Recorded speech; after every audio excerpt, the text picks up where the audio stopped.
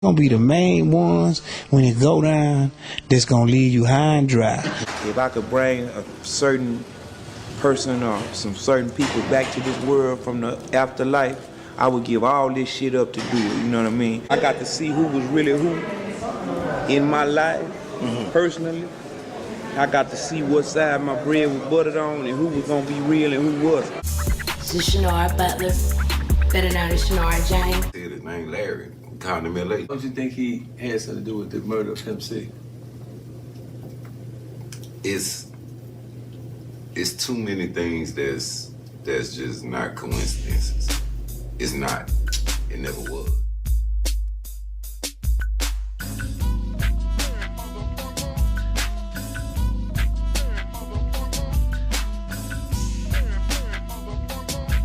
It has been over a decade since the death of Chad Butler, aka Pimp C, who is part founder of the legendary Underground Kings, aka UGK, along with his partner in rhyme, Bernard Freeman, aka Bun B.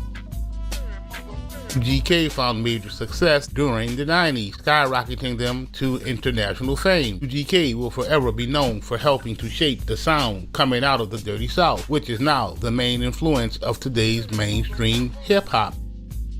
Such a huge influence on hip-hop, it is no wonder why UGK has been mentioned time and time again in songs and in candid discussions. Many rappers have paid their respects to Pimp C, who was found dead in the Mandarin Hotel in December of 2007 after taking on a few shows in California with Too Short. Let me tell you, I've been hearing all y'all talking about free this man, and this man is out. One of the men that made me want to rap, one of the most phenomenal groups of all time, UG motherfucking K! As the world turns, Pimp's legacy has been held in high regard by not only of those who were close to him, but rappers and fans alike. Julia Beverly would also do her part in preserving Pimp's legacy. It was Julia who penned Pimp's biography, Sweet Jones, Pimp C's Trill Story. During an interview with Beehive ATL 107.9, Julia touched on the sad but controversial topic of Pimp C's death. His mom believes he was murdered, and she basically breaks down the reasons why she believes that. There's some circumstantial evidence that might make you think that. These are the details of what took place before, during, and after the wife of Pimp C would admit that he was killed. Mama West, the mother of Pimp C, would give her own theory on the death of her son, one of which would be entirely different of what had been spent in the media, and surprisingly enough, supported by Bun B. You were one of Chad's best partners, grew up with him. But you're going to be doing a concert tonight. Yes, I am. Now, this concert is following the release of the information which says that sleep apnea and syrup, and we know that syrup on the streets usually has codeine. Absolutely.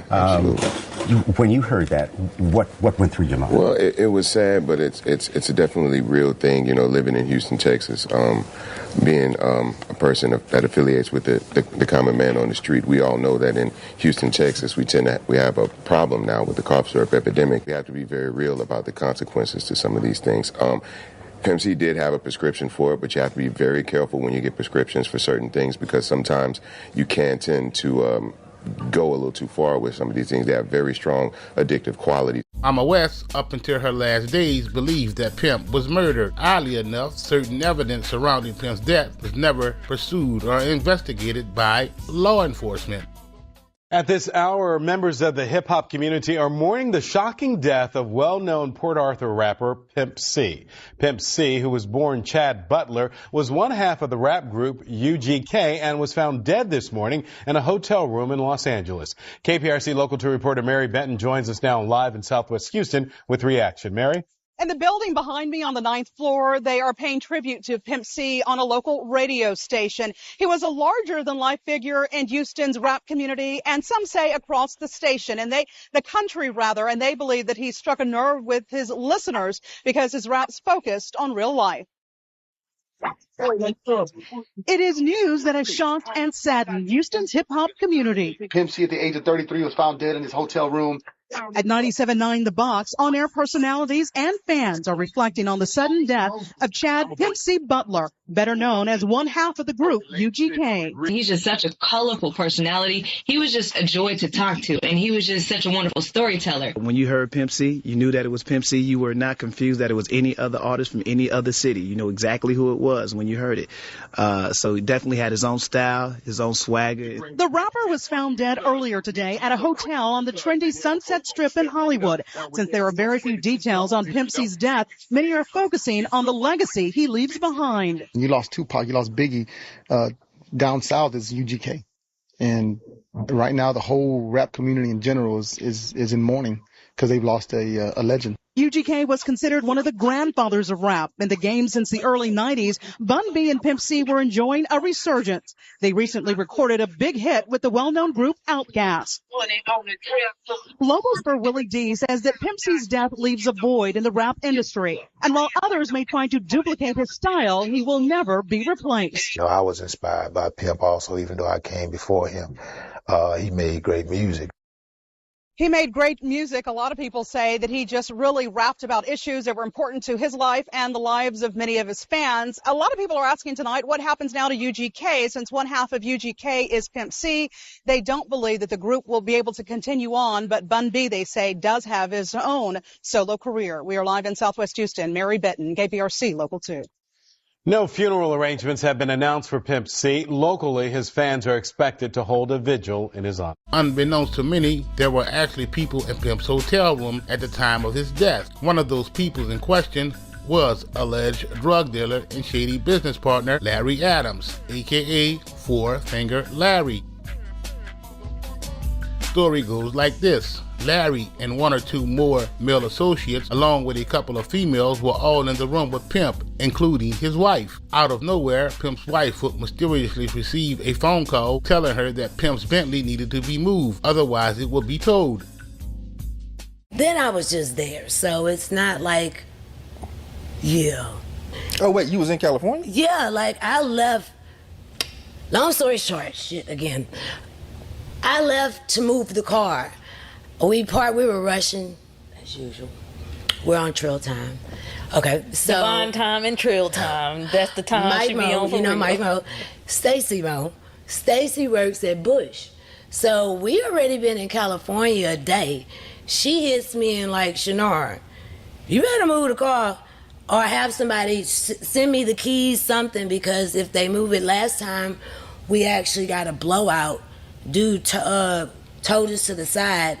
End up messing the whole front end alignment, a bunch of shit in the Bentley. That's kind of why the other color one came involved, because of that incident. And it took like 6 months. So I was like, oh shit, I know I shouldn't have parked there. Allegedly, having been through a situation like this before, where the Bentley was towed, causing the suspension and front end to be damaged, Pimp's wife would make the executive decision to decide to leave. Mind you, the Bentley was parked in an entirely different state. What that means is she flew back to Texas just to move an illegally parked car.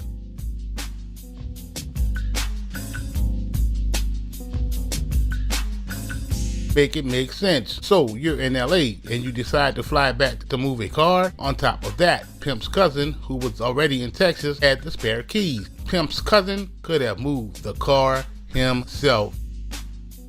Second thing, what was odd to me,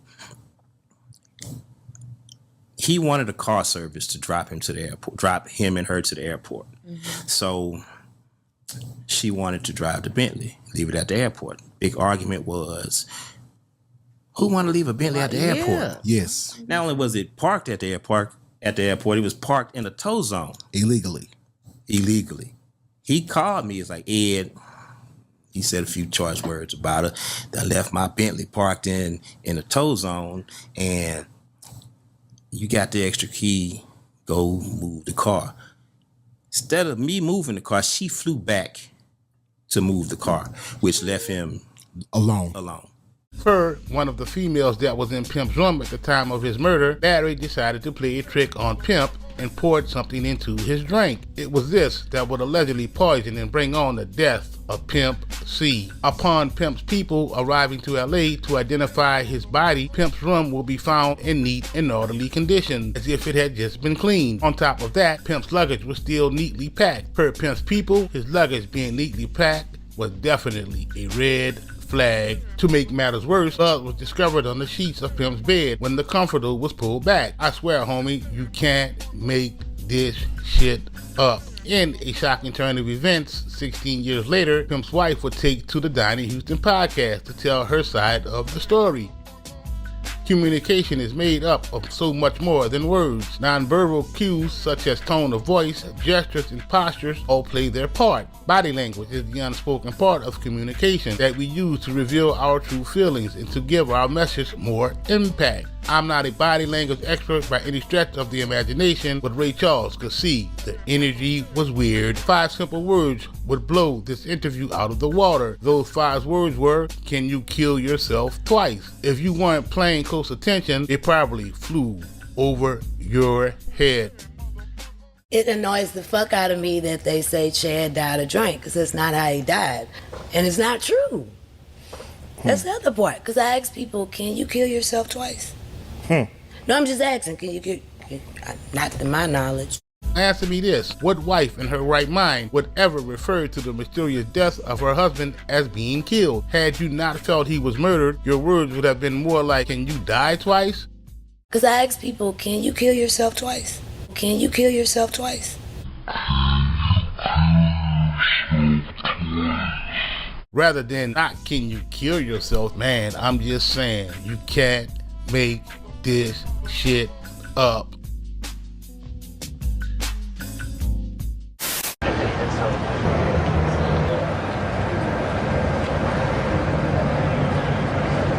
I worked with him music-wise, and I modeled in a few of his videos before, and we were actually working on a song together, and I didn't really believe he died because it was my second time hearing that, but I texted him and he didn't text me back, and then I called his phone and he didn't call me back. So then I called the label, and that's when they called me because they were supposed to have an in-store for Scarface that day, and they told me they canceled it because he had actually passed. So that's why I'm here. This is the first funeral I've been to since my grandma passed in 2003. So, but I didn't even go up to the casket or nothing because I just can't. My heart goes out to them. I mean, I don't even really know what to say to them because there was nothing. No one could comfort me when my grandma passed, so I don't even really know, what to say to them except for stay prayerful. I mean, that's the only thing that I could say because my heart goes out to them. I really don't know what to say to them. Well, to pay my respects and send my condolences to the family. I did work with Pimp C as well in the entertainment industry as well. And I know how it is to lose someone close to the family. So that's why I'm here to pay my respects. And he's a legend, that's for sure. Pimp C's son is my little cousin. And I came here to give my condolences to the family and stuff and to my people, to my little cousin and all them. Because Pimp C looked out for everybody, you know what I'm talking about? Did a lot for the family and stuff, and for his son most of all though, because that's my little cousin, you know what I'm talking about. He always looked out for my little cousin. That's who I feel bad for though, most of all, my little cousin, because he ain't gonna have nobody up for him like that no more, like he had his daddy. I seen Pimp C at the barbershop one day, and I needed to get my hair done. So Pimp, he paid for me to get my hair done, so I go out to the Capitol Beach Party in Galveston, Texas. Yeah, that's the best memory I had of Pimp though. I just laid my brother to rest, and it was a terrible tragedy. Terrible tragedy. I knew him since we was young. We grew up together.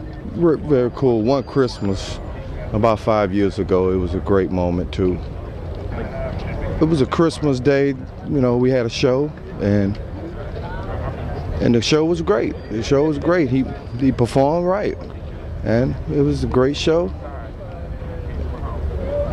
I'm just gonna miss my boy. I'm just gonna miss him. He was like a brother to me.